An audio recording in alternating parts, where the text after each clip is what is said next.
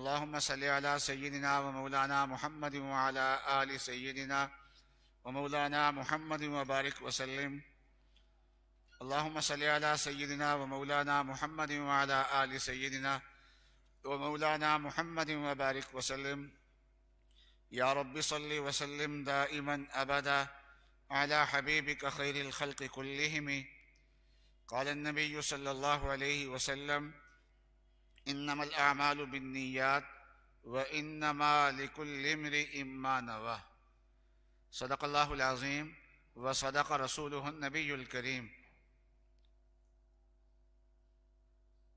باطن کے اعمال میں سے ایک عمل ہے جس کو سید الاعمال کہا جا سکتا ہے، وہ ہے تصحیح نیت، کہ انسان جو کام بھی کرے صحیح نیت کے ساتھ کرے اور اللہ تعالیٰ کی رضا کے لیے کرے، اور اسی میں اللہ کی رضا کا منشا اس میں شامل ہو اور اس کے علاوہ کوئی اور غرض اس میں شامل نہ ہو. جب انسان اللہ کی رضا کے لیے صحیح نیت کے ساتھ عمل کرتا ہے تو وہ کام عبادت بن جاتا ہے. تین قسم کے کام ہیں. بعض کام ایسے ہیں جو اپنی ذات میں عبادت ہیں، جیسے قرآن پاک کی تلاوت، یہ اپنی ذات میں عبادت ہے. درود شریف یہ اپنی ذات میں عبادت ہے. نماز پڑھنا یہ اپنی ذات میں عبادت ہے. اللہ کا ذکر کرنا یہ اپنی ذات میں عبادت ہے. روزہ رکھنا یہ اللہ کی ذات میں عبادت ہے.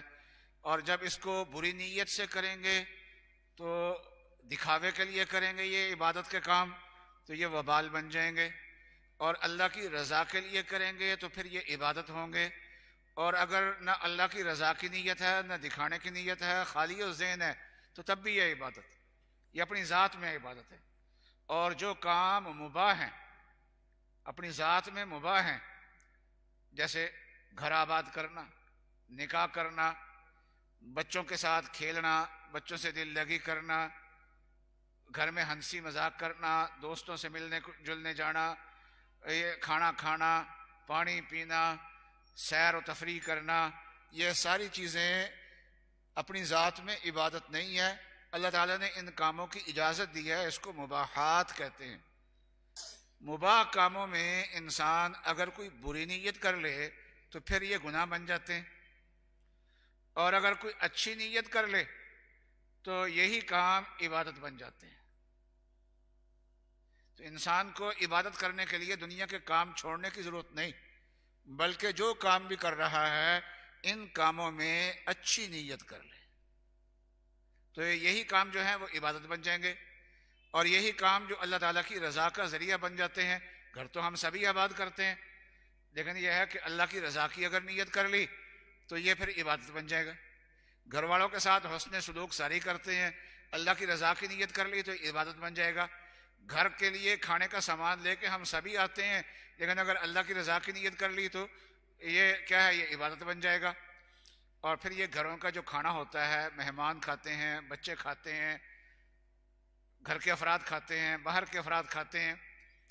اس کھانے کا جو مٹیریل ہوتا ہے وہ تھوڑی قیمت کا ہوتا ہے، لیکن پکنے کے بعد اس کی قیمت بہت زیادہ بڑھ جاتی ہے. تو وہ پکایا کس نے ہوتا ہے؟ وہ خاتون خانہ نے پکایا ہوتا ہے. اس لیے گھر کا جو کھانا ہوتا ہے تو اس میں مرد کے پیسے کا دخل کم ہوتا ہے اور عورت کی محنت کا دخل زیادہ ہوتا ہے، کیونکہ جو اس کا سامان ہے اس کی قیمت لگائیں تو وہ تھوڑی معلوم ہوگی، اور اگر مارکیٹ سے اتنا بہترین کھانا لے کے آئیں تو بہت زیادہ قیمت ہوتی ہے. تو اس لیے اس میں تو مرد کو بھی اجر مل رہا ہے، مہمان کھانا کھا رہا ہے، بچے کھانا کھا رہے ہیں، گھر کے افراد کھا رہے ہیں، اس کا بھی اجر ملتا ہے. تو جب اللہ سے اجر لینے کے لیے اور ثواب لینے کے لیے یہ کام کر لیا، گھر کا کام ہے، یہ سارے کرتے ہیں، حتیٰ کہ سکھ بھی کرتے ہیں، لیکن ہم نے اللہ کی رضا کے لیے اگر یہ کام کر لیا تو پھر کیا ہوگا؟ پھر یہ ہوگا کہ ہمیں اس پہ اجر ملے گا. ثواب کمانے کے لیے کام دنیا کے دھندے چھوڑنے کی ضرورت نہیں ہے. انہی دنیا کے دھندوں میں صحیح نیت کر لے، صحیح طریقہ اختیار کر لے. کسی کام کو عبادت بنانے کے لیے دو چیزیں ضروری ہوتی ہیں. ایک چیز تو یہ ہے کہ اس میں نیت درست ہو اس کی. اگر اللہ کی رضا کے لیے نہیں ہے، دکھاوے کے لیے ہے، تو پھر وہ کام عبادت نہیں ہے، چاہے شکل اس کی عبادت والی ہو۔ اور اگر اللہ کو راضی کرنے کے لیے ہے وہ کام، چاہے دیکھنے کے اعتبار سے دنیا کا کام ہے، گھر کا کھانا پک رہا ہے، مرد اپنے پیسے لگا رہا ہے، عورت اپنی توانائی لگا رہی ہے، دونوں ایک کے پیسے سے، ایک کی محنت سے کھانا تیار ہوا ہے، تو دیکھنے کو تو یہ دنیاوی کام ہے، لیکن اگر اس میں اچھی نیت کی ہے تو یہ عبادت بن جاتا ہے۔ ایک تو یہ ہے کہ نیت درست ہو، انسان نیت عادت ڈالے، اور دوسرا ضروری ہے کہ صرف نیت بھی کافی نہیں ہے کہ انسان نیت اچھی کر لے، بلکہ رسول اللہ صلی اللہ علیہ وسلم کی تعلیمات کے مطابق کام کرے، اس کے خلاف کام نہ کرے۔ اگر سنت سے ہٹ کے کام کر رہا ہے، سنت کے خلاف کام کر رہا ہے، تو اللہ کی بارگاہ میں وہ قبول نہیں ہے۔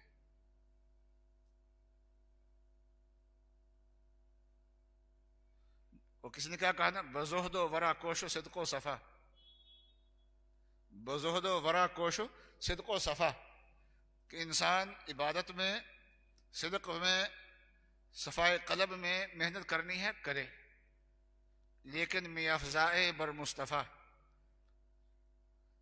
کہ لیکن رسول اللہ صلی اللہ علیہ وسلم کی سنت سے آگے نہیں نکل جانا۔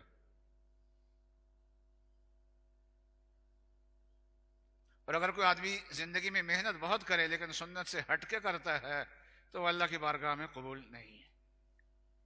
تو اس کو کہتے ہیں صدق۔ جیسے شریعت نے تعلیم دی ہے تو شریعت کی دی ہوئی تعلیم کے مطابق انسان کام کرے۔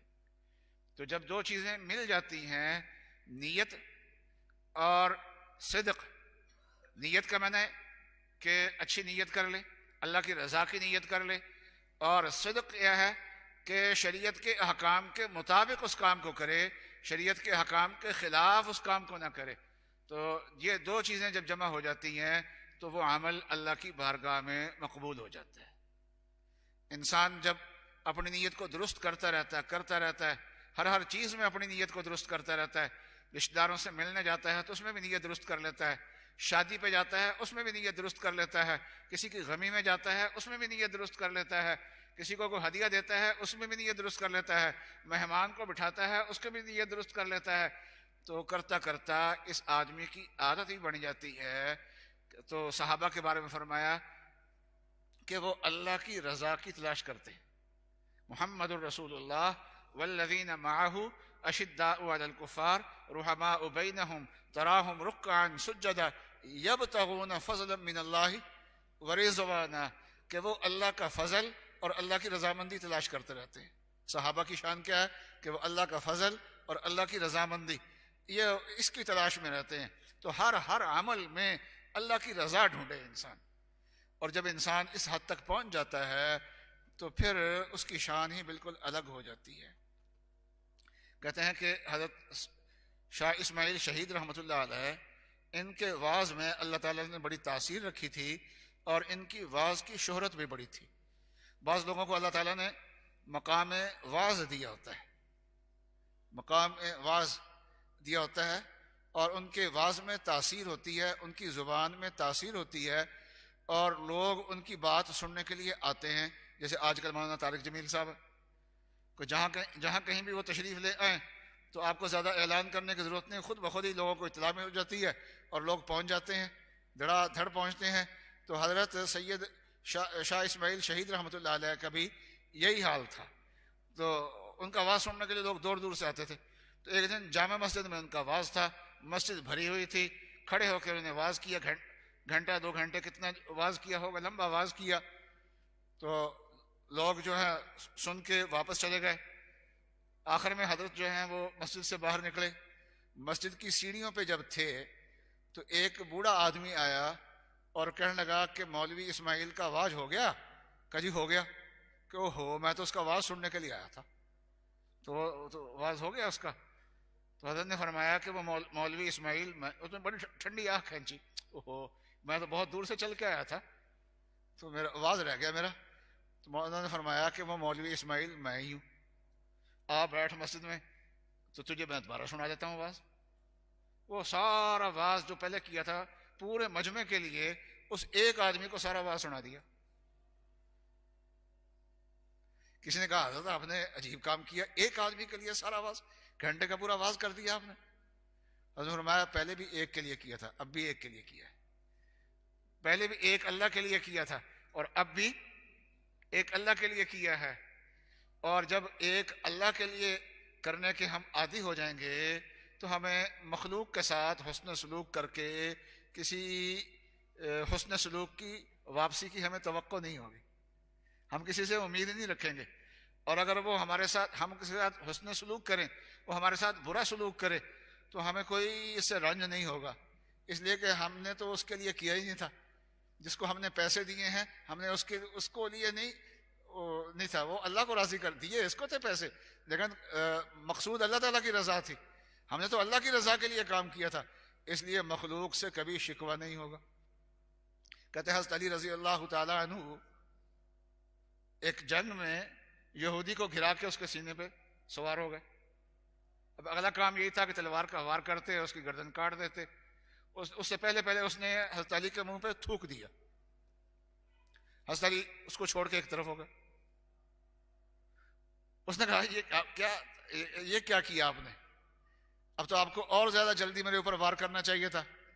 انہوں نے کہا کہ میں تجھے جو قتل کر رہا تھا وہ اللہ کی رضا کے لیے کر رہا تھا، اور جب تو نے میرے منہ پہ تھوک دیا تو مجھے اپنے غصہ آیا جو اپنی ذات کے لیے غصہ تھا، اس لیے میں پیچھے ہٹ گیا ہوں۔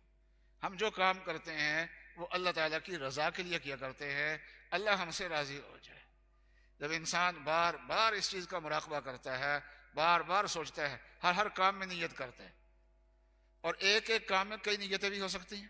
گھر میں ایئر کنڈیشن لگایا ہے، یہ نیت بھی ہو سکتی ہے کہ مجھے آرام ملے، اچھی نیند آئے، اللہ کی نعمت کا میں شکر ادا کروں، اللہ کی نعمت سمجھ کے لگایا، بچوں کو فائدہ پہنچے، گھر والوں کو فائدہ پہنچے،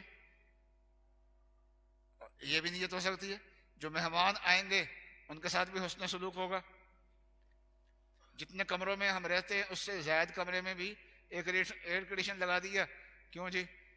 کہ بچیاں آئیں گی یہاں رہیں گی، بہن آئے گی یہاں رہے گی، تو یہ نیتیں آدمی جتنی مرضی کر لے، مہمان آئیں گے وہ یہاں پر رہیں گے، تو آدمی نیت کرتا چل جائے، اجر کماتا چل جائے۔ تو اللہ کے قرب حاصل کرنے کا یہ دو ذریعے اور بھی ہیں، یہ نیت، تصحیح نیت اور صدق، اخلاص اور صدق، یہ دو چیزیں انسان پیدا کر لے۔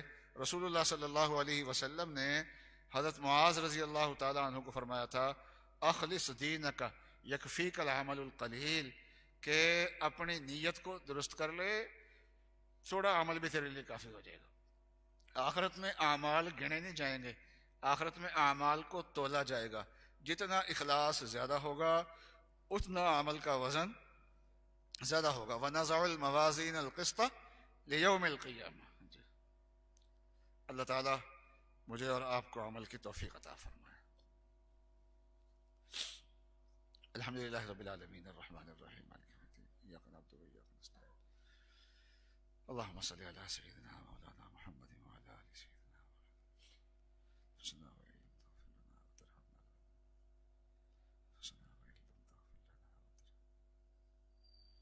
صلی اللہ تعالی علی خیر خلقہ سیدنا و مولانا محمد وعلی آلہ وصحبہ اجمعین۔